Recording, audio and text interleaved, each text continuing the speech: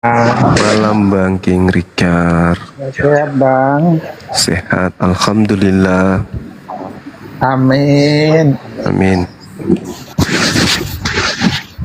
Ini Ya silakan Bang King, mau bahas apa ini dengan Bang Zuma? boleh sedikit tentang STT Nias ya, ini lagi diviralkan sama anggota API. Ya, silakan. Saya bukan membela ya. Nah, jadi gini, aku mau lihat dari dua sisi aja nih. Ya, kita setuju kan bahwa agama itu sifatnya subjektif ya. Subjektif itu maksudnya apa yang saya yakini, apa yang saya percaya itu benar menurut saya. Itu subjektif ya. Begitu juga Bang Suma meyakini, mengimani iman Islam, ya apapun ya menurut Bang Suma, karena Anda meyakini Islam ya pasti Anda mempertahankan keyakinan Anda sebagai seorang Muslim. Begitu juga dengan Kristen. Jadi itu agama itu sifatnya subjektif. Kebenaran menurut keyakinan kita sendiri, gitu ya. Terkait tentang STT Nias, ya, memang di situ ada di kurikulumnya, ya termasuk pengajaran ya, subjektif ya. Jadi ada ilmu perbandingan agama. Ternyata di Islam juga ada ilmu perbandingan agama, sama di Kristen di kurikulum itu ada ilmu perbandingan agama. Di situ kan Islamologi, ya ada juga kalau di Islam kan Kristologi ya. Di situ subjektif, isinya subjektif. Jadi masing-masing kita menafsirkan sesuai dengan keinginan kita, sesuai dengan ya misi kita, ya apa yang diajarkan sesuai dengan keyakinan saya. Begitu STT juga, STT Nias, dia juga ada kurikulumnya yang dianggap ya menista lah ya. Karena dia mengambil juga referensi-referensi di luar dari bagaimana mencari referensi yang sesuai dengan keinginan, sesuai dengan penafsirannya. Begitu juga di sekolah, saya pernah searching di sekolah Islam Negeri Sumatera Utara.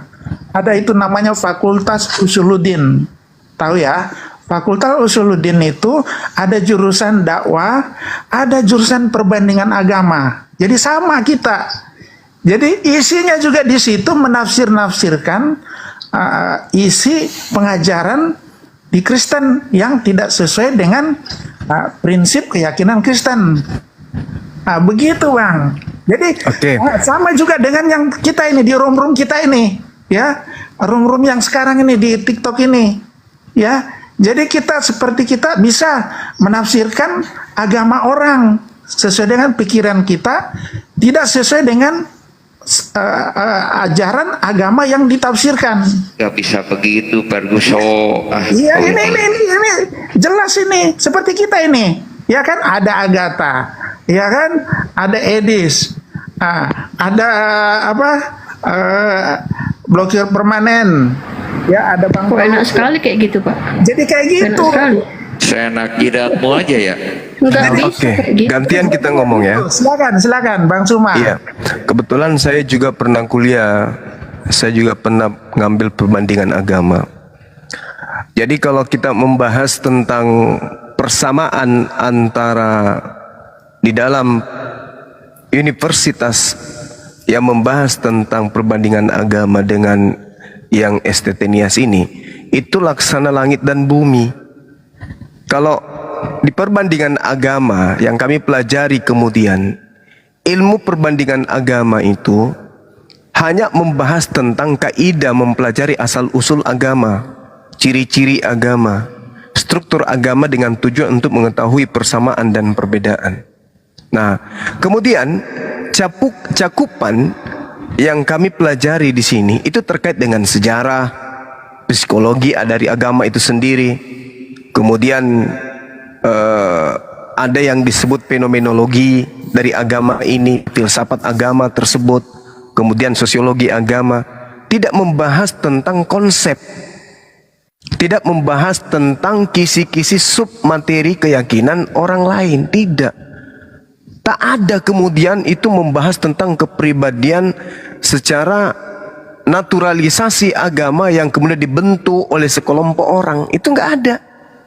Di dalam ilmu perbandingan, tunjukkan kepada saya, Anda boleh searching sekarang di Google. Kalau ada itu di mata kuliah yang ada di fakultas-fakultas perbandingan agama atau sekolah tinggi atau universitas yang membahas tentang perbandingan agama, itu tidak akan pernah Anda temukan.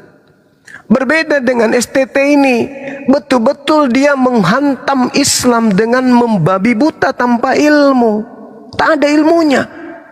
Di dalam perbandingan agama, saya katakan kepada saudara, tidak ada di Indonesia ini fakultas perbandingan agama yang menyebut nama Yesus. Itu tak ada. Tak ada satupun. Tunjukkan kepada saya. Universitas Islam mana yang membahas nama Yesus? Itu tak ada. Tidak ada yang membahas tentang Bible. Lukas, Markus, Matius, itu tak ada. Tak ada. Coba tunjukkan, angkat bicara orang yang pernah kuliah sama seperti saya perbandingan agama. Ada nggak bahas seperti itu? Tak ada. Yang kami bahas, Tuhannya bernama Bapak, nama ibadah, tempat ibadahnya gereja, hari ibadahnya Minggu, nama kitabnya Bible. Itu aja. Tak ada masuk ke dalam Tuhannya begini loh, Tuhannya kayak gini loh. Berbeda dengan STT ini, menanamkan kebencian terhadap mahasiswanya. Bukan hanya kebencian, mengajarkan permusuhan dan mengajarkan kemudian hal-hal yang tidak bersesuaian dengan Islam. Membahas tentang Allah. Coba, materi-materinya luar biasa. Kita sudah tahu semua isi-isinya. Kemudian membahas tentang Al-Fatihah.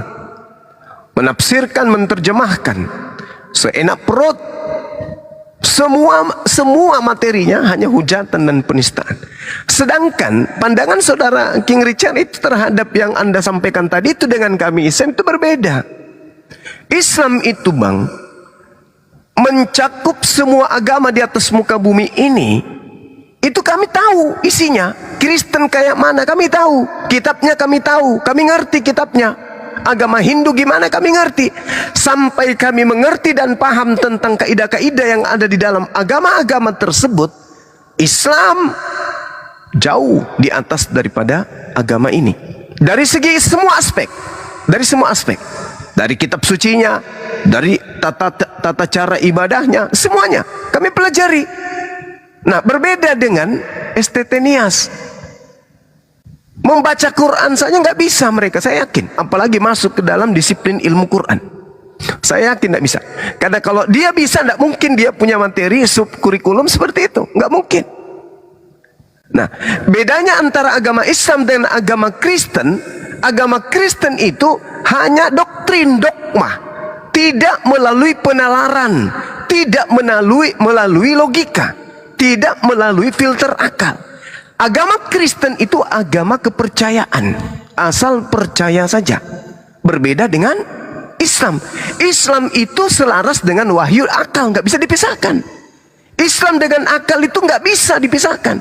Sedangkan agama Kristen haram hukumnya, saya katakan. Kalau orang Kristen itu menuhankan Yesus, tidak boleh menggunakan akal. Tidak boleh. Tidak boleh. Jadi di Kristen itu iman tanpa akal. Kalau di Islam, iman tidak boleh tanpa akal. Itu perbedaannya. Kristen adalah agama yang diyakini tidak boleh menggunakan akal. Tidak boleh. Nanti kita buktikan. Kalau Anda menggunakan akal, kita buktikan. Sedangkan agama Islam, wajib hukumnya menggunakan akal. Nah, itu pembedanya. Jadi, kalau dikatakan menyamakan ilmu perbandingan agama dengan STT antara langit dan bumi. Seperti itu Bang Rikar. Di Kristen itu tidak pakai akal orang untuk menjadi Kristen. Sementara di Islam wajib hukumnya pakai akal. Demikian. Wah, aku tunjukkan ya. Bisa di ini perbesar dulu kamera saya. Silakan. Ya, boleh ya. Boleh ya. Tunggu.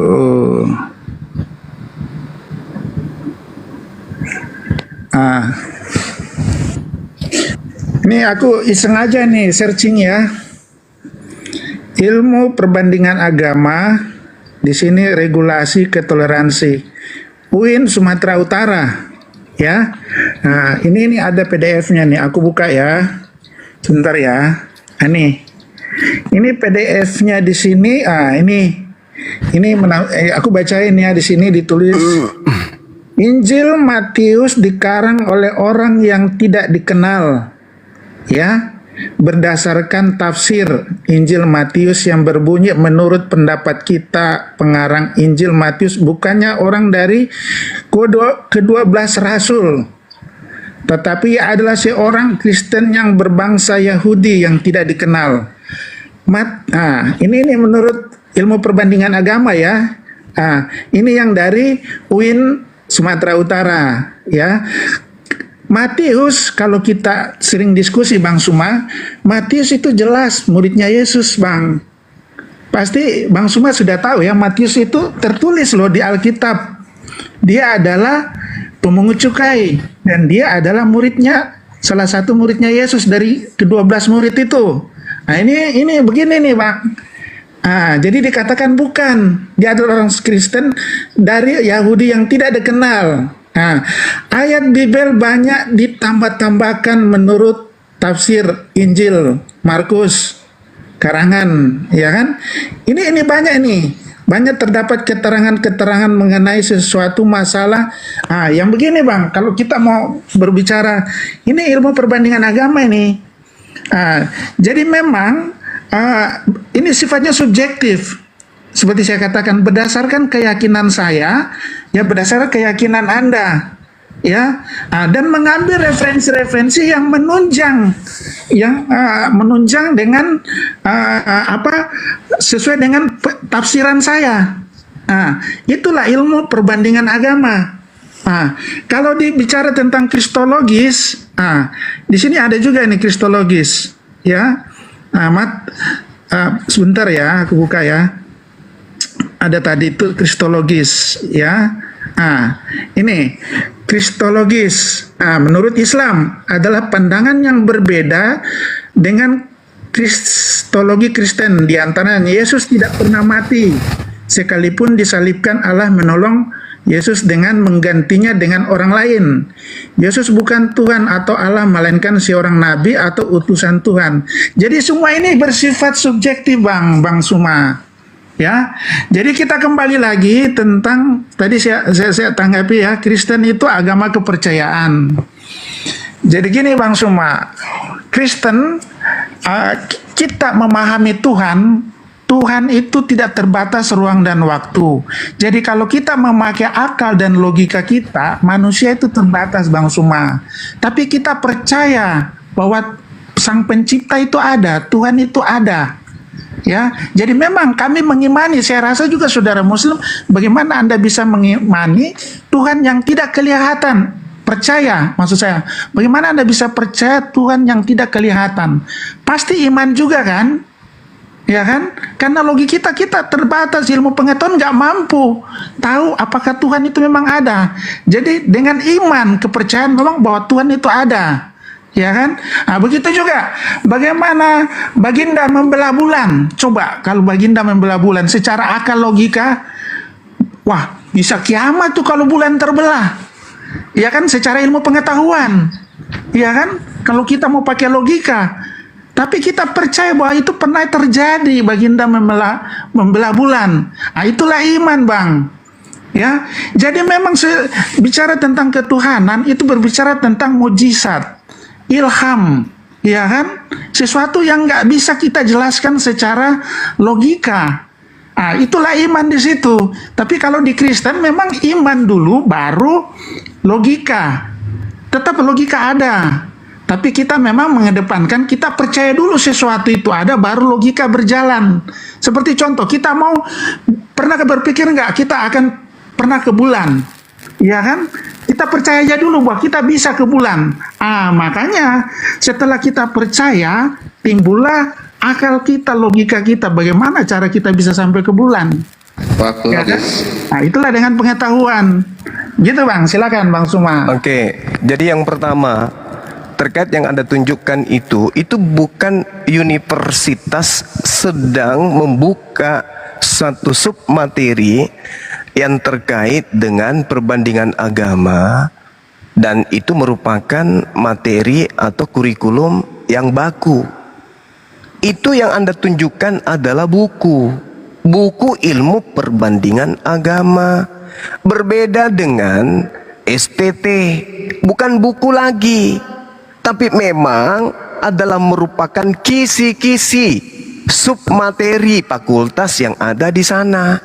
Perguruannya, sekolah tingginya yang mengajarkan itu secara mutlak dijadikan sebagai kurikulum. Yang Anda bacakan tadi itu adalah sesuatu yang diceritakan, yang dituliskan oleh orang per orang. Oke, itu adalah buku perbandingan, bukan fakultas yang membahas secara baku terhadap mata kuliah itu, enggak. Makanya saya katakan itu tak ada di Islam. Kemudian yang kedua, ketika berbicara mengenai Tuhan, Islam sudah sangat jelas mengatakan, ya, bahwasanya Tuhan itu kemudian lebih dekat kepada manusia daripada urat leher. Dan itu masuk akal. Kenapa masuk akal? Coba, apakah kita tahu apa isi kepala kita di dalam? Tak tahu. Apakah kita tahu suara kita itu apa? Tidak tahu juga. Apakah kita tahu roh kita itu seperti apa bentuknya? Tidak tahu juga. Berarti yang menciptakan dan mengadakan itu jauh lebih tahu daripada kita. Masuk akal. Sedangkan yang Anda katakan tidak masuk akal itu, sekali tidak masuk akal, ya jangan dikasih masuk di akal. Kalau memang dia tidak masuk akal, kenapa kemudian Anda memaksakan sesuatu itu bisa dinalar? Seperti Tuhan Anda menjadi manusia, mati dibunuh manusia. Ini sesuatu yang Tuhan itu tidak bisa kemudian ditelaah oleh akal, kata Anda. Tapi kenapa Tuhan jadi manusia? Tuhan jadi manusia dibunuh oleh manusia, menjadikan sesuatu yang tidak rasional. Sedangkan yang dikatakan kemudian Tuhan, bukan Tuhan yang tidak masuk akal. Tuhan tidak bisa dicapai dengan akal, dalam arti kata wujudnya. Wujud Tuhan itu tidak bisa dicapai oleh akal. Seperti apa wujud Tuhan? Akal kita tidak mampu untuk mencapainya. Tetapi keberadaan, eksistensi kebesaran Tuhan itu akal mampu menelaah. Sedangkan eksistensi Tuhan Anda jadi manusia, jadi bayi netek sama ibunya, disunat, mati dibunuh manusia, itu yang irasional. Makanya saya katakan Kristen, untuk menjadi agama Kristen, penganut agama Kristen, tak boleh pakai akal, karena Tuhannya tidak masuk akal. Kalau Tuhan kami pencipta langit dan bumi, maha kuasa, maha perkasa, maha besar. Allahu Akbar. Maha besar. Karena dia maha besar, makanya kita tidak bisa lihat. Contoh, pulau yang kemudian menjadi gugus-gugusan pulau yang ada di Nusantara ini, Anda bisa lihat? Tidak bisa. Anda berdiri sekarang di tempat Anda bisa lihat Ternate, Anda bisa lihat Papua? Nggak bisa. Apakah Papua Ternate itu nggak ada? Ada. Kenapa nggak bisa Anda lihat? Karena itu adalah skala yang jauh lebih besar dari Anda. Bumi ini ada. Anda bisa lihat? Nggak bisa. Kenapa? Bumi jauh lebih besar dari Anda. Begitulah pencipta langit dan bumi yang jauh lebih besar juga tak mampu dilihat oleh mata kita. Tetapi dia ada. Kalau nggak ada, siapa yang menjaga diri kita ini? Siapa yang mengatur denyut jantung? Siapa yang mengatur kemudian pertumbuhan tulang, gigi, rambut dan seterusnya? Kita yang mengaturnya? Bukan. Dialah Tuhan. Masuk akal.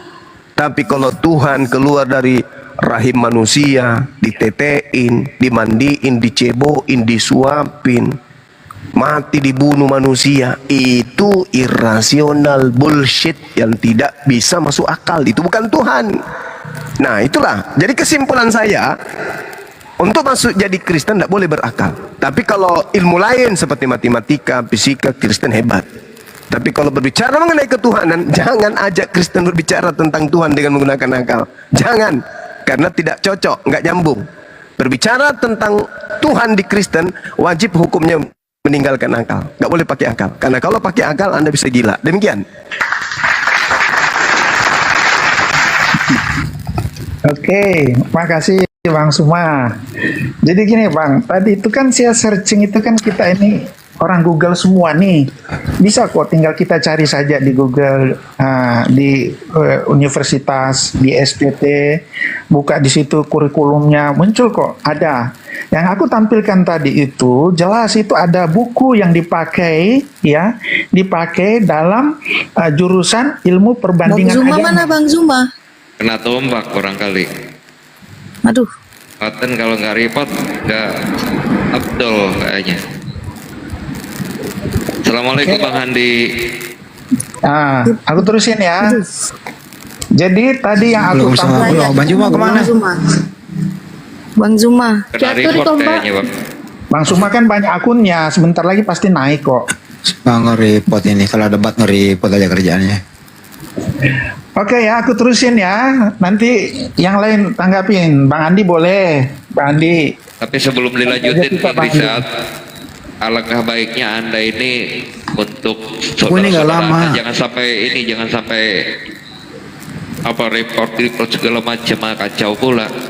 Aku nggak report loh.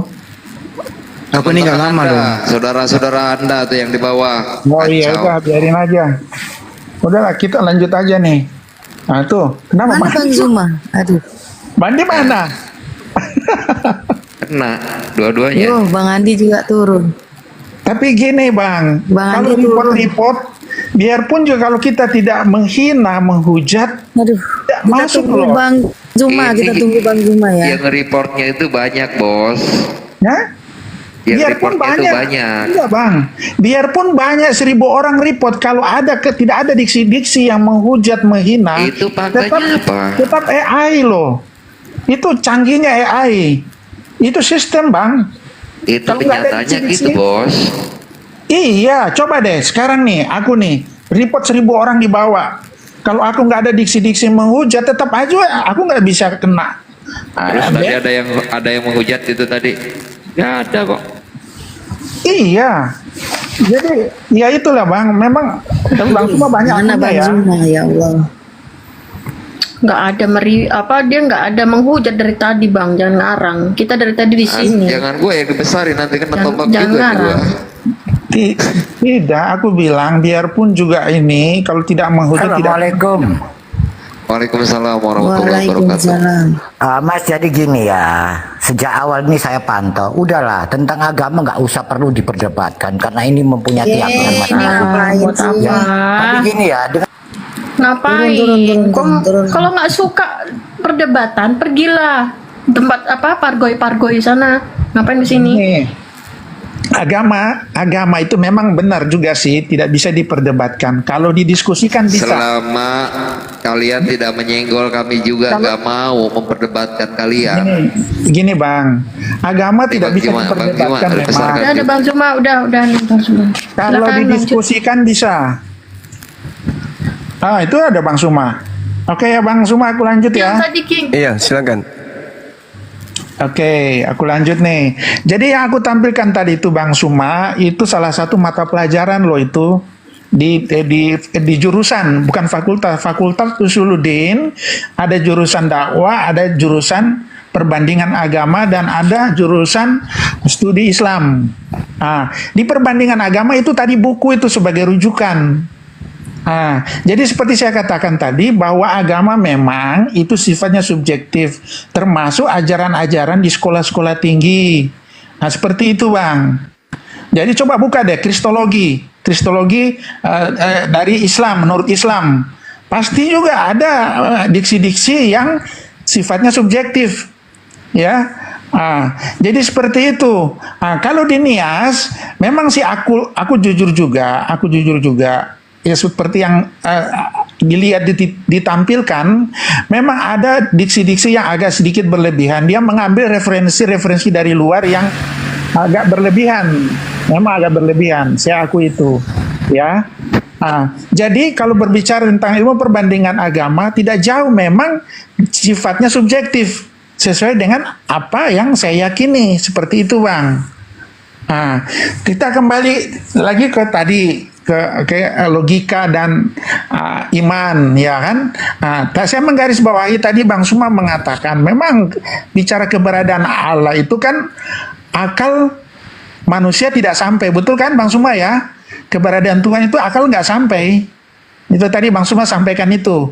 Nah, jadi benar, keberadaan Tuhan, akal logika kita nggak sampai untuk menjangkau itu. Tapi Bang Suma mengatakan itu bisa ditelaah.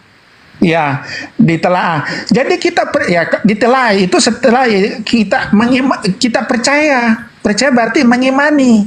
Oh iya, ternyata memang dia ada, baru kita telaah, kita kaji bahwa bagaimana dunia ini ada kalau tidak ada pencipta. Jadi itu ditelaah itu maksudnya logika itu Bang Suma. Kalau Anda mengatakan tadi ditelaah, berarti dikaji, ya kan, secara akal dan pikiran kita. Nah, jadi yang awal dulu itu memang iman Bang. Kita percaya dulu, baru akal yang bekerja. Gitu Bang. Kalau kita di Kristen begitu, yang penting kita percaya dulu. Suatu saat nanti saya jadi presiden, saya jadi dokter, ya kan? Kita bermimpi dulu lah, iya kan? Akhirnya nanti kalau kita nanti belajar yang baik, belajar yang giat, ya kan? Dengan pengetahuan yang kita miliki, ya bisa tercapai. Yang penting kita berani dulu bermimpi. Saya mau jadi dokter, saya mau jadi presiden. Itu maksudnya Bang. Jadi kita percaya dulu suatu saat itu bisa terjadi. Silakan. Ya. Yang pertama yang Anda tunjukkan tadi itu adalah buku ya. Buku yang Anda tunjukkan, kemudian buku yang ditulis oleh seseorang terkait dengan regulasi ketoleransi ilmu perbandingan agama. Sedangkan STT Nias itu bukan buku, memang sekolah tinggi. Sekolah tingginya yang menyediakan kemudian kurikulum untuk menista. Kalau ini ilmu perbandingan agama. Ketika saudara mengatakan bahwa Matius ini bukan murid Yesus, ya memang Bible mengatakan itu kok. Matius 9 nomor 9. Dari sana coba Anda lihat. Penulis Matius itu bukan Matius murid Yesus. Jadi berbeda. Ketika seorang penulis lalu bukunya itu kemudian dikomersilkan, dijual, dipasarkan, ya silakan, yang mau beli silakan. Tapi yang terjadi di STT Nias memang memang kampusnya yang menghina, menghujat Islam tanpa ilmu, secara membabi buta. Nah, itu yang pertama. Kemudian yang kedua, saya katakan akal wujud Tuhan itu yang tidak bisa ditelaah oleh akal, bahwa wujud Tuhan itu bentuknya begini, itu yang tidak bisa. Tapi keberadaan Tuhan itu justru akal itulah bukti keberadaan Tuhan. Adanya akal bukti adanya Tuhan. Itu. Sementara di Kristen adanya Tuhan tidak boleh masuk di akal, nggak boleh. Yesus Tuhan tidak boleh masuk di akal. Berbeda. Kalau di Islam adanya akal bukti adanya Tuhan. Tidak bisa kemudian orang yang berakal itu tidak sampai kepada Tuhan. Nah, kenapa Kristen ini tidak bisa sampai kepada Tuhan? Karena itu tadi, saudara mengakui iman dulu, percaya dulu, baru kemudian berakal. Nah, ketika kepercayaan Anda tidak sesuai dengan standar logika, maka Anda akal-akalan. Apa yang terjadi? Oh, yang mati kemanusiaannya. Kenapa demikian? Ya karena Anda sedang mengadakan sesuatu yang tidak rasional. Sesuai dengan pengakuan saudara, di Kristen itu iman dulu, baru kemudian akal. Semisal Anda dikasih air satu botol, tidak ada merek, tapi putih, Anda minum. Ternyata itu adalah air kencing misalnya, tapi bening. Karena orang yang habis pipis di botol itu adalah orang yang banyak minum air, sehingga pipisnya tidak berwarna putih. Anda minum, Anda sudah tahu itu air kencing, tapi Anda ingin meyakinkan orang lain bahwa ini adalah air biasa. Air biasa kok? Enggak kok, bukan air pipis. Apa yang Anda lakukan? Akal-akalan. Oh, ini air biasa loh, cuman memang karena dia begini bla bla bla bla bla bla bla bla bla bla bla bla. Kenapa demikian Anda akal-akalan? Karena sudah terlanjur ngomong, sudah terlanjur minum. Sama seperti Anda menuhankan anak orang, sudah terlanjur menuhankan Yesus, dan akal standar mengatakan tidak mungkin Tuhan itu jadi manusia, tidak mungkin Yesus itu manusia. Tuhan. Apa yang terjadi? Oh, memang Yang berbicara seperti itu adalah kemanusiaannya. Yang mati itu kemanusiaannya. Tapi pada dasarnya hakikatnya adalah Tuhan. Itu cuma akal-akalan. Itulah bedanya kita. Kalau di Islam enggak. Walaqad khalaqnal insan wa na'lamu ma tuwaswisu bihi nafsu. Dan sungguh aku telah menciptakan manusia dan mengetahui apa yang dibisikkan oleh hatinya. Ini sifat Tuhan. Masuk akal enggak? Masuk akal.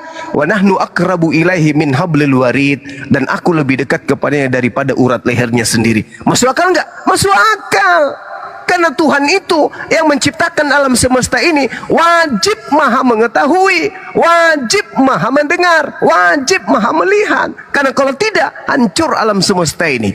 Nah, sedangkan Yesus bisa enggak? Tidak bisa, tapi dituhankan. Yaitu tadi, iman dulu, baru akal-akalan. Kenapa akal-akalan? Karena tidak masuk akal. Seperti itu saudara Rikar, perbedaan antara Islam dan Kristen. Ketika Islam berbicara mengenai agamanya, maka Islam mengedepankan akal sehatnya. Sedangkan Kristen ketika berbicara mengenai agamanya, iman dulu, akal belakangan. Kalau dia tidak bisa kemudian masuk akal, maka dibuatkan dalil. Dalil pembenaran, dalih pembenaran. Seperti itu yang terjadi saat ini. Demikian. Oke, terima kasih Bang Suma. Nanti Bang Suma bisa jelaskan juga ya. Aku satu bertanya ini, bagaimana Anda bisa menjelaskan ayat di Al-Quran, Al-Quran atau di hadis itu ya, baginda bisa membelah bulan. Itu akal atau iman itu? Dan itu kejadian. Ya, dan itu tertulis di kitab suci.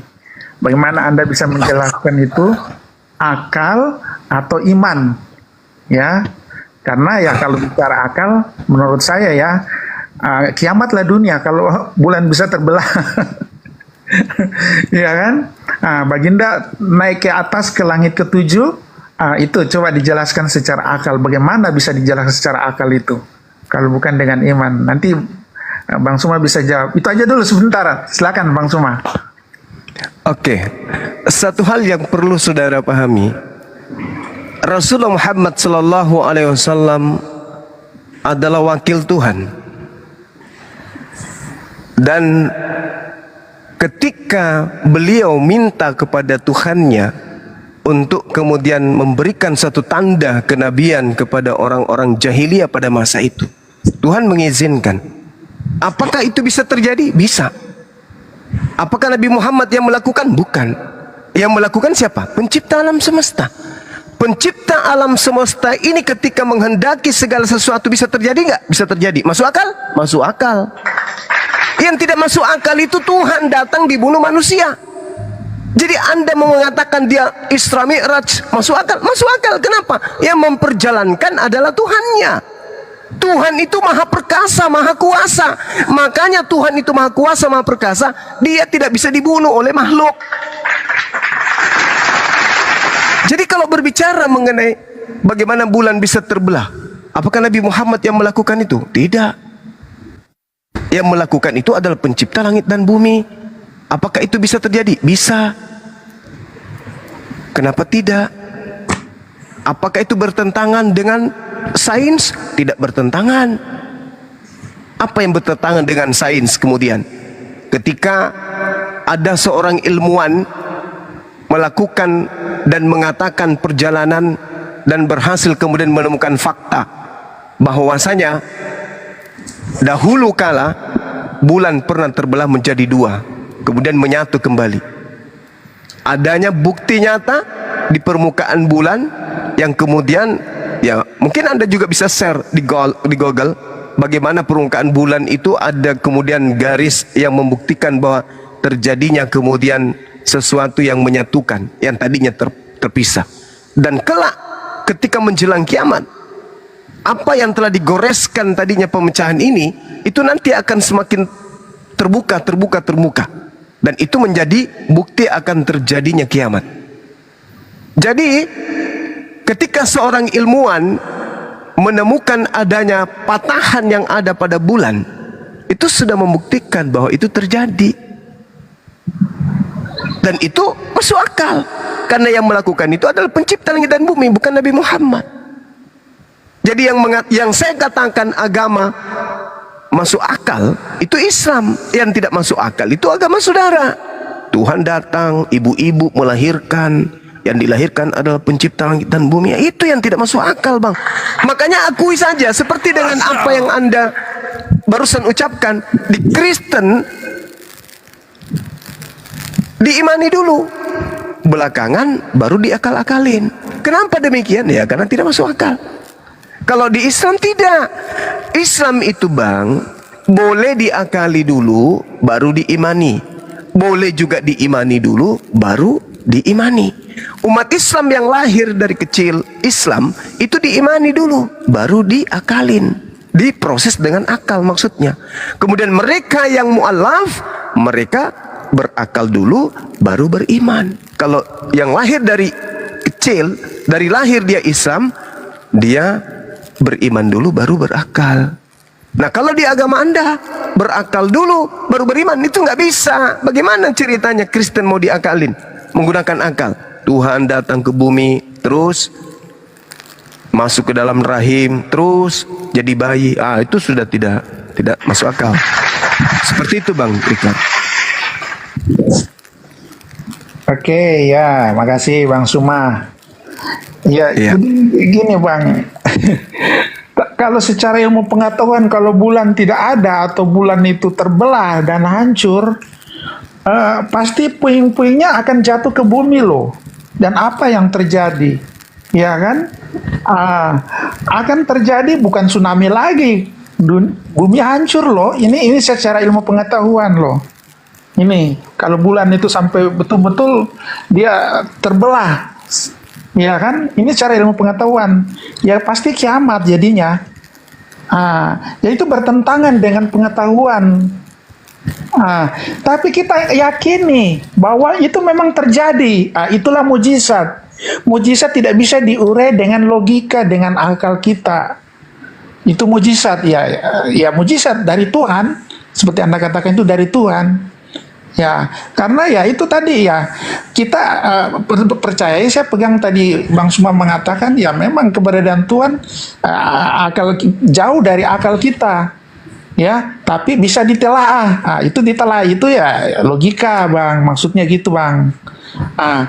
Jadi kita kembali ke keimanan Yesus. Yesus itu kan memang dijelaskan di Alkitab tertulis. Jadi apa yang tertulis di Alkitab ya kita percaya. Sama seperti di Al-Quran, apa yang tertulis di Al-Quran ya itu memang yang wahyu dari Tuhan, ya kan, dari Allah. Jadi Yesus itu adalah firmannya Bapa, ya, yang mengambil wujud manusia. Itu bisa ini kan secara akal.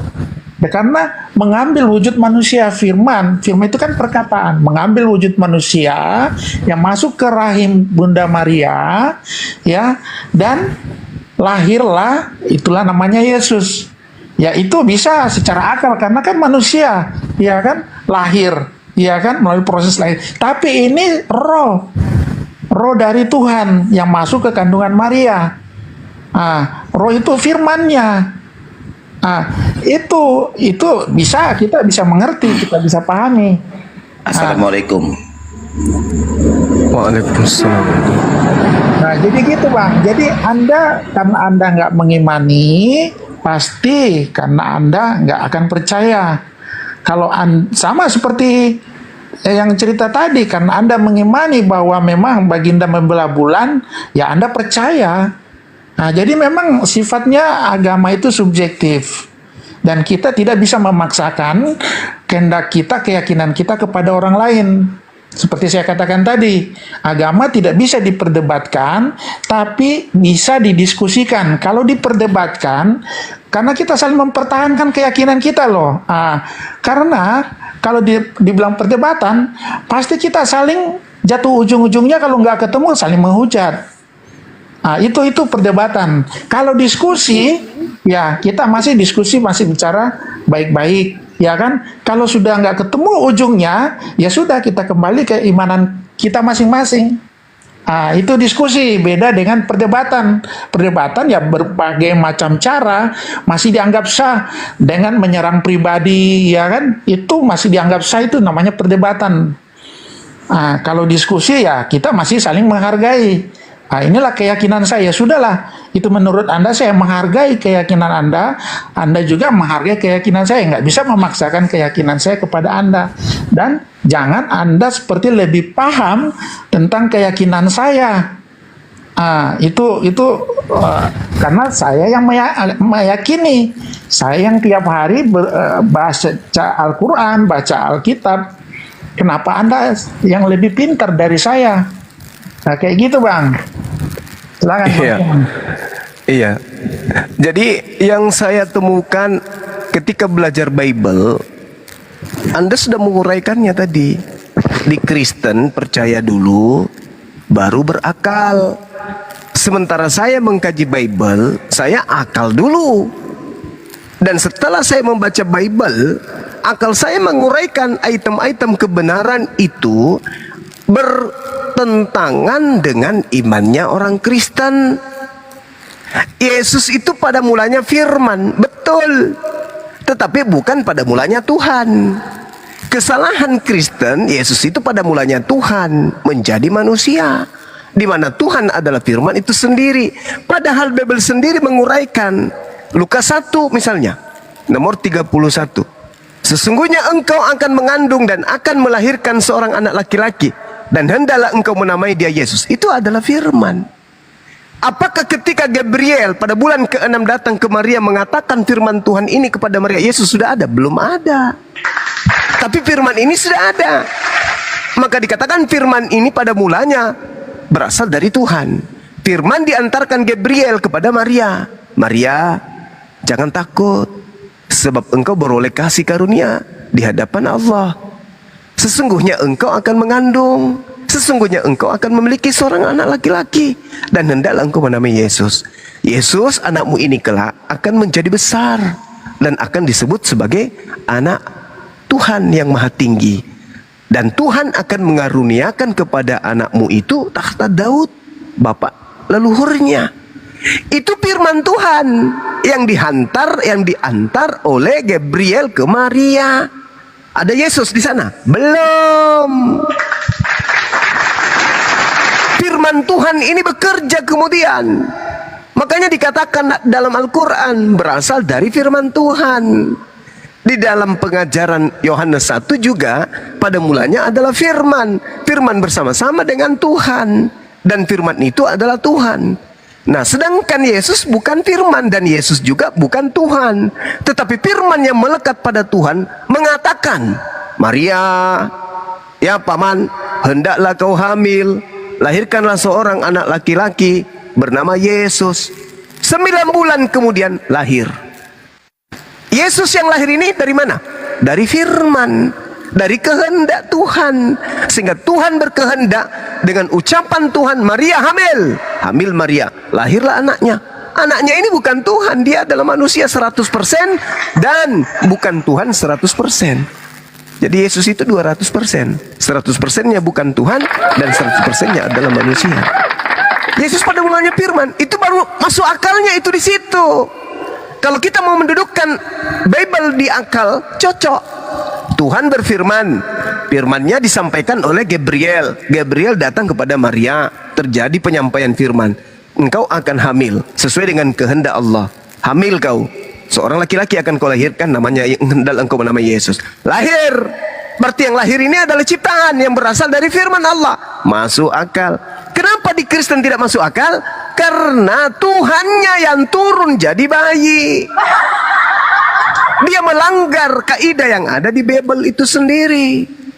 Begitu Yesus lahir besar mengabarkan Injil, dia 3 tahun mengajarkan dirinya utusan. Tapi karena terlanjur diamini, dipercayai, diimani dia Tuhan, maka segala ucapan Yesus itu ditolak. Makanya tidak masuk akal. Sehingga apa yang dilakukan oleh Paulus?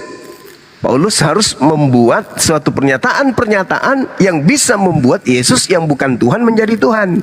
Kolose 2 nomor 9, Roma 14 nomor 9 dan seterusnya. Roma 10 nomor 9 nomor 10. Kenapa bisa demikian? Ya harus ada yang menuntun orang Kristen untuk menuhankan kepada yang bukan Tuhan. Itu di dalam Bible. Itu di dalam Bible. Apakah itu penghujatan? Bukan penghujatan. Saya sedang menguraikan data yang ada.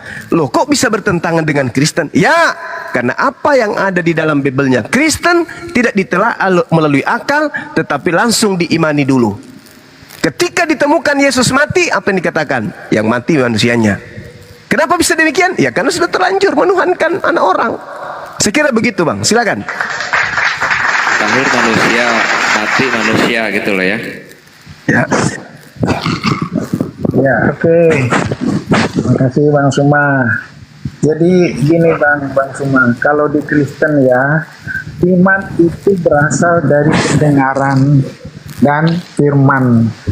Iman adalah kerelaan seseorang untuk mengorbankan diri dan imannya, itu menurut Kristen. Sedangkan logika adalah kemampuan akal yang diberikan Tuhan kepada manusia dan merupakan filsafat. Ya, logika itu termasuk cabang ilmu filsafat. Ya, ilmu pengetahuan. Ya, dalam berpikir. Nah, iman dan logika atau akal memiliki hubungan. Ya, memiliki hubungan yang saling terkait. Melalui iman, kita dapat memahami banyak hal yang tampak tidak masuk akal.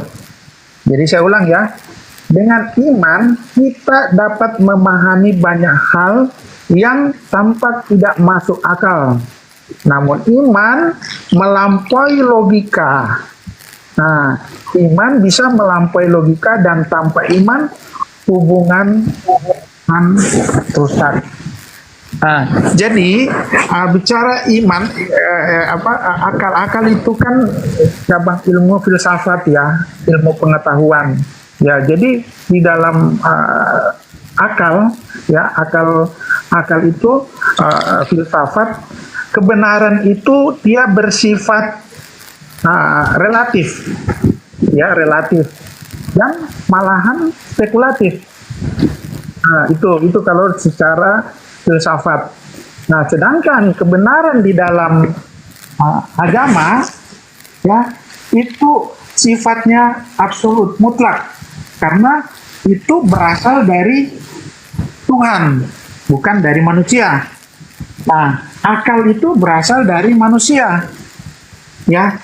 Nah, jadi kebenaran menurut manusia juga itu masih bisa dikatakan relatif, tergantung ilmu pengetahuan yang dimiliki tiap-tiap orang. Nah gitu, jadi dikatakan relatif dan malahan spekulasi. Itu lebih ininya lagi dibilang spekulatif. Tapi kebenaran yang datangnya dari agama, kepercayaan itu absolut karena datangnya dari Tuhan, firman, ilham. Nah itu absolut Bang, dan berbeda kebenaran dari logika dan kebenaran yang datangnya dari Tuhan, iman. Nah, kira-kira gitu Bang. Oke. Ketika kita berbicara mengenai akal ini makhluk materi Tuhan yang diciptakan, yang ditanamkan dalam materi fisik tubuh kita sebagai manusia. Jadi akal ini jangan dianggap sepele, jangan dipensiunkan. Karena ini merupakan serpihan cahaya Tuhan yang dengan akal ini kemudian manusia mampu membedakan segenap kualitas objek yang kita lihat, yang kita rasakan, yang kita telaah, termasuk Tuhan. Jadi akal ini mengikat kita sebagai manusia dalam realitasnya sebagai hamba Allah, menciptakan kebenaran-kebenaran yang selalu berubah dinamis. Akal juga menjadi sarana yang membangun peradaban manusia, sekaligus menciptakan proses-proses tanaman struktur budaya manusia berupa nilai, norma, adat, istiadat, budaya dan seterusnya. Jadi Kalau yang lain saja, kualitas-kualitas objek aja bisa ditelaah oleh akal, apalagi yang menciptakan akal. Ini pembedanya antara Islam dan Kristen. Akal itu adalah cahaya yang mencerahkan.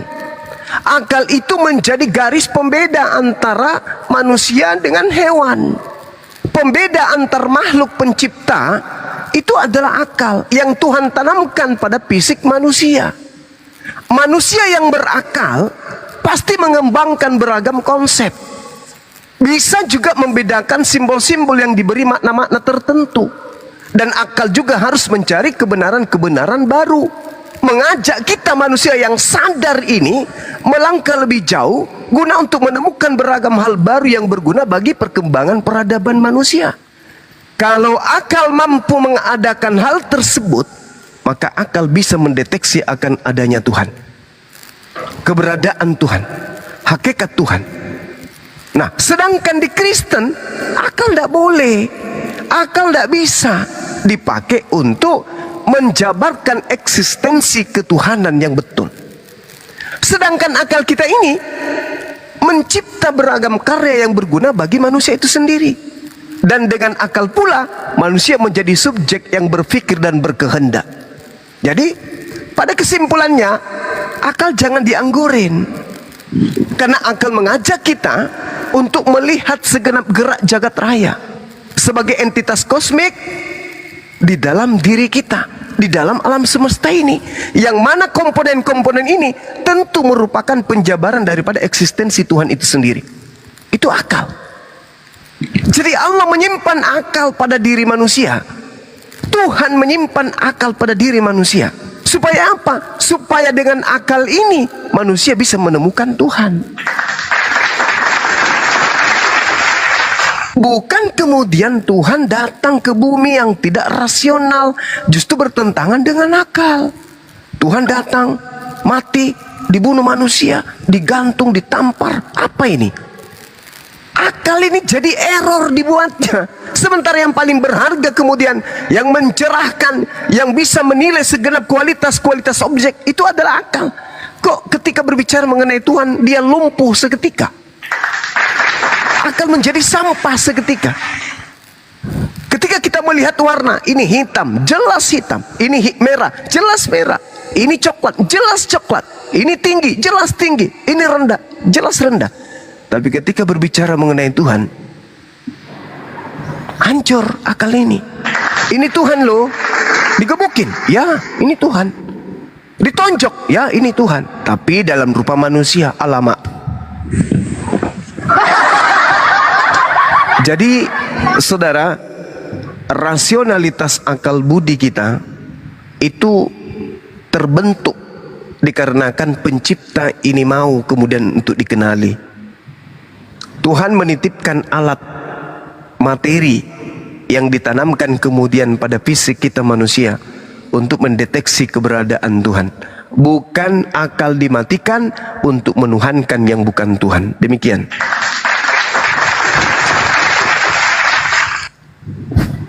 Oke, jadi gini, masih ke akal dulu ya, logika masih kita sedikit ya, baru nanti kita ganti topik lain. Jadi logika atau akal itu menjelaskan hubungan sebab akibat. Jadi logika atau akal mencoba untuk menjelaskan hubungan sebab akibat. Maka dari itu logika hanya dapat berfungsi apabila terdapat premis-premis tertentu. Kepercayaan atau iman adalah premis yang pertama, ya, yang kemudian dijelaskan melalui sistem logika.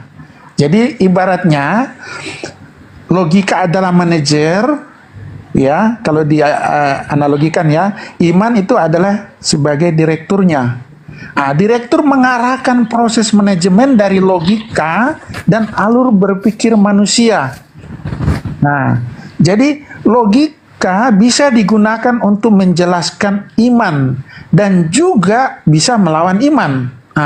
Ini menarik ini. Jadi logika bisa dipakai untuk menjelaskan iman dan juga melawan iman. Jadi bisa bertentangan dan juga bisa selaras, tergantung pada penggunaannya. Jadi apa yang membuat agama Kristen selaras atau tidak selaras dengan logika. Yang tidak selaras itu ya manusia bisa berpikir ya secara logis dan menemukan kebenaran secara mandiri tanpa membutuhkan. Yang selaras tanpa membutuhkan Tuhan, maksud saya. Ya, jadi yang tidak selaras ya logika ya. Manusia berpikir secara logis dengan menemukan kebenaran secara mandiri tanpa membutuhkan Tuhan.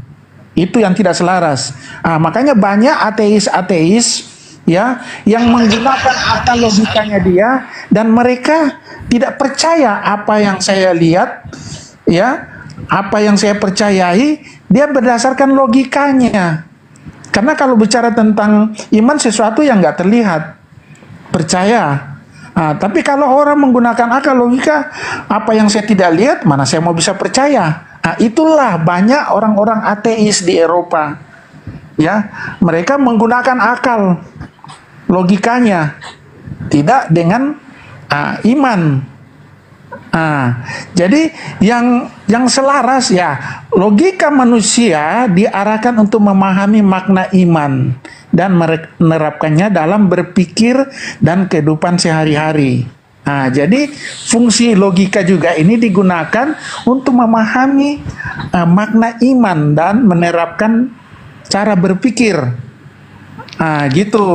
Jadi banyak orang-orang ateis yang tidak percaya tentang keberadaan Tuhan karena mereka lebih mengedepankan akalnya, logikanya daripada kepercayaan. Itu yang dianut-anut sebagian orang Eropa yang ateis, tidak percaya, hanya mengedepankan logikanya saja. Ya kira-kira gitu Bang Suma. Silakan. Iya. Jadi pada prinsipnya akal ini dipakai kemudian untuk menelaah segala sesuatu, termasuk menelaah akan keberadaan Tuhan pencipta langit dan bumi. Kalau akal kemudian tidak dipakai dalam menelaah sesuatu, maka tunggulah kehancuran. Nah, sedangkan kita ini adalah memiliki segenap gerak rasionalitas. Dan kalau kita waras, maka penggeraknya itu adalah akal. Kita punya etika, kita punya moral, kita punya budi pekerti, kita perasa. Itu semua digerakkan kemudian oleh satu entitas utama, yaitu akal, yang kemudian akal ini bisa berfungsi dengan adanya ruh yang ada pada diri kita sebagai manusia.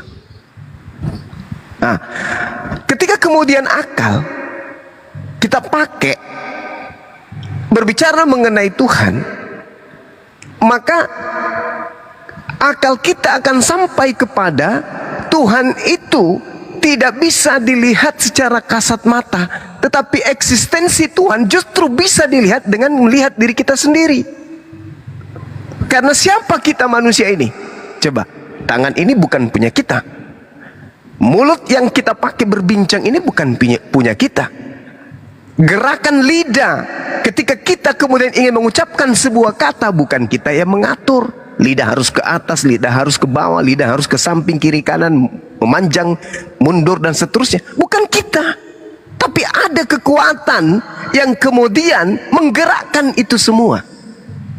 Termasuk adanya rasa lapar, kenyang, haus, puas, bahagia. Bukan kita yang mengadakan itu semua.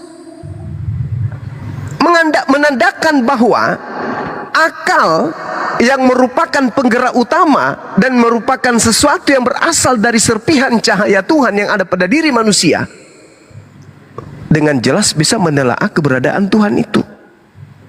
Nah, sebelum terlalu jauh, kita bandingkan dengan konsep bertuhan di dalam agama Kristen. Akal tidak bisa dipakai untuk menelaah itu. Artinya, ketika kita tanya orang Kristen nih, Pada masa apa kalian tidak menggunakan akal? Orang Kristen akan mengatakan setiap saat kami menggunakan akal. Telah apapun kami menggunakan akal. Tapi ketika kami menelaah Tuhan kami, akal kami tidak pakai. Karena kalau pakai akal, tentu Yesus bukan Tuhan. Dia adalah manusia seutuhnya. Nah, inilah yang terjadi. Jadi percuma kita berbicara mengenai akal, berbicara mengenai rasionalitas akal, berbicara mengenai apapun itu, ya kalau konsep yang kita pahami, konsep yang kita amalkan, konsep yang kita imani selama ini, ya memang akui saja memang tidak sesuai dengan akal. Karena yang ada dalam Kristen, imani dulu baru berakal. Kalau sampai iman kita ini tidak sampai kepada kekuatan akal, kepada keseimbangan rasio, maka diakal-akalin. Itulah yang terjadi. Kenapa Tuhan mati? Karena dia dalam bentuk manusia. Kenapa Tuhan dilahirkan? Karena dia dalam bentuk manusia. Itu diakal-akalin semuanya. Apakah itu disifati Tuhan berdasarkan kekuatan akal? Tidak. Akal tidak bisa menerima itu. Makanya iman Kristen itu hanya diselimuti doktrin dan dogma, tidak bisa dipakai akal. Kesimpulannya itu di situ. Pembedanya antara Islam dan Kristen itu di situ. Kristen ketika berbicara mengenai agama Kristen dalam kaitannya dengan keyakinannya, dalam konsep bertuhan tidak boleh pakai akal, pakai iman.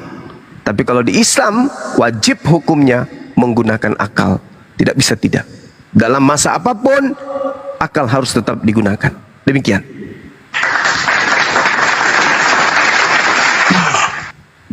Ya, aku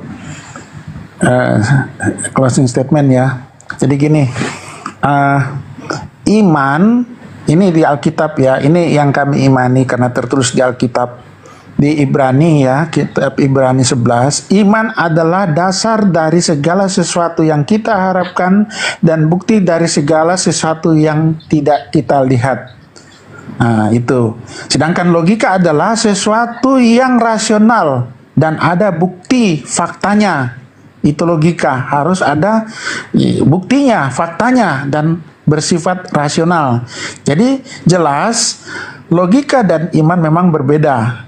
Ya, seseorang yang mengandalkan logika akan sulit untuk percaya kepada Tuhan. Karena hanya dengan iman, ya, seorang dapat percaya akan adanya Tuhan. Nah, di kitab Yohanes, Yesus berkata, karena engkau telah melihat aku, maka engkau percaya. Tapi berbahagialah yang tidak melihat, namun percaya. Gitu. Ya. Dampak dari mengandalkan logika, ada dampaknya Bang, kalau kita hanya mengandalkan logika.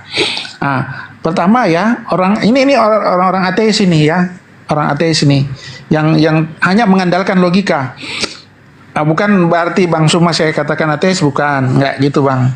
Jadi ada dampak kalau kita hanya mengandalkan logika, yaitu khawatir. Orang-orang percaya akan mengandalkan logika, sering merasa khawatir tentang kesehatannya, khawatir tentang masa depan, khawatir tentang keselamatan. Ada ketakutan, ya, karena apa yang terjadi sekitar kita, misalnya ya kejadian-kejadian bencana alam, ya kan, ya, nah itu ketakutan, ya. Akhirnya kita berbagai cara melindungi diri dengan berbagai cara untuk terhindar dari mara bahaya itu. Seperti kejahatan juga, kita takut akan ada orang-orang yang jahat terhadap kita. Dan dalam hidup kita juga merasa lelah hanya karena mengandalkan logika, mengalami stres, ya. Itu. Jadi kadang kita stres, tidak percaya kepada Tuhan. Ini orang ateis ini, ya. Mereka mengalami stres. Sebaliknya, jika kita mengandalkan iman, ya, kita percaya mujizat Tuhan akan terjadi kepada kita, ya, seperti di Alkitab, ya, Tuhan bisa membangkitkan orang mati, mengusir setan, bisa memberi makan 5.000 orang, ya kan, atau menyembuhkan orang sakit, ya. Karena yaitu kita percaya Tuhan ada menyertai kita, ya, selalu melindungi kita. Terus ada kepastian, kepastian dalam janji-janji Tuhan, ya kan? Ketika kita setia kepadanya, Tuhan menjanjikan keselamatan. Yesus mengatakan, di rumah Bapakku banyak tempat tinggal, aku akan menyediakan tempat bagimu, itu surga.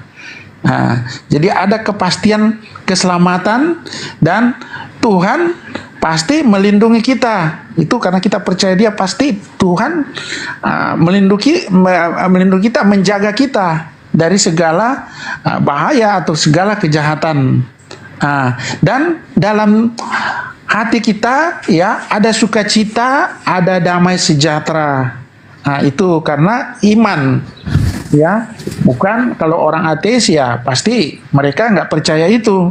Ya itulah, orang ateis banyak yang cepat stres, banyak yang akhirnya bunuh diri karena lebih kental logika daripada imannya. Ya kira-kira begitu Bang Suma. Ya, baik. Jadi kalau di Islam berbicara mengenai iman, khususnya iman kepada Tuhan, itu merupakan landasan mempercayai bahwa Allah satu-satunya pencipta, pengatur segala sesuatu yang berhak disembah, serta tidak ada Tuhan-Tuhanan lain yang menjadi sekutunya. Al-Quran menjelaskan kemudian, a'udzubillahi minasyaitonirrajim, zalika bi anna Allaha huwal haqq wa anna ma yad'una min dunihi wal batil wa anna Allaha huwal aliyyul kabir. Demikianlah Allah akan kebesarannya, karena Allah ini Dialah Tuhan yang punya hak atas segala sesuatu, dan apa saja yang manusia seru selain daripada Allah, itulah yang batil, dan sungguh Allah Dialah yang maha tinggi, maha besar. Ini konsep iman di dalam Islam, sehingga implementasinya kemudian adalah Allah yang maha besar tidak mungkin kecil, Allah yang maha tinggi tidak mungkin terendah, Allah yang maha suci tidak mungkin ternodai, dan yang menciptakan alam semesta ini mustahil punya kelemahan. Karena segala sesuatu yang kuat pasti dominan kuat, tapi yang maha kuat tentu tidak memiliki kelemahan. Nah, ini yang disifati oleh iman yang ada dalam Islam, yang berlandaskan dengan akal manusia. Berbeda kalau ateis.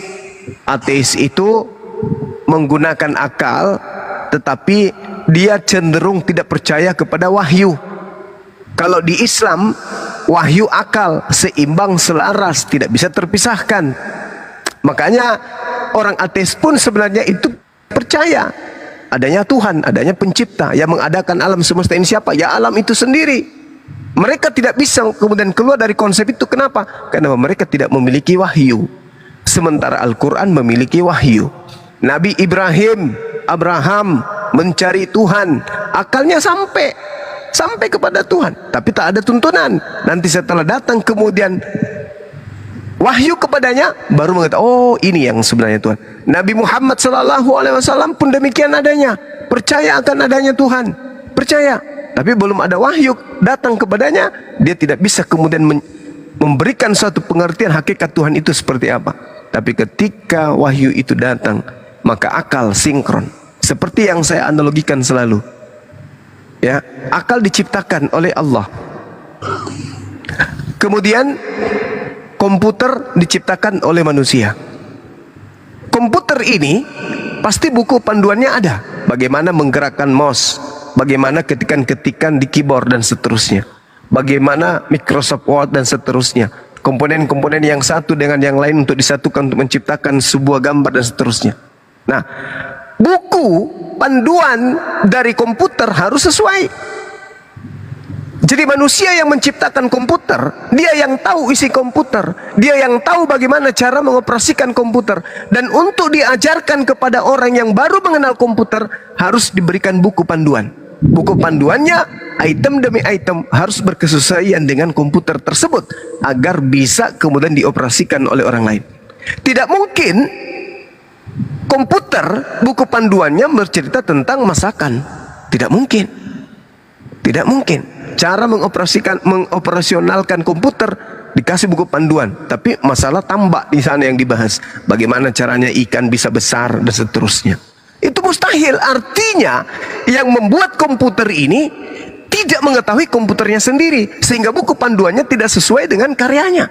Nah, Tuhan yang betul sudah pasti ketika dia menciptakan chip berupa akal pada diri manusia akan menurunkan wahyu, buku panduan yang disebut dengan kalamullah, kitab yang isinya berkesesuaian dengan panduan akal.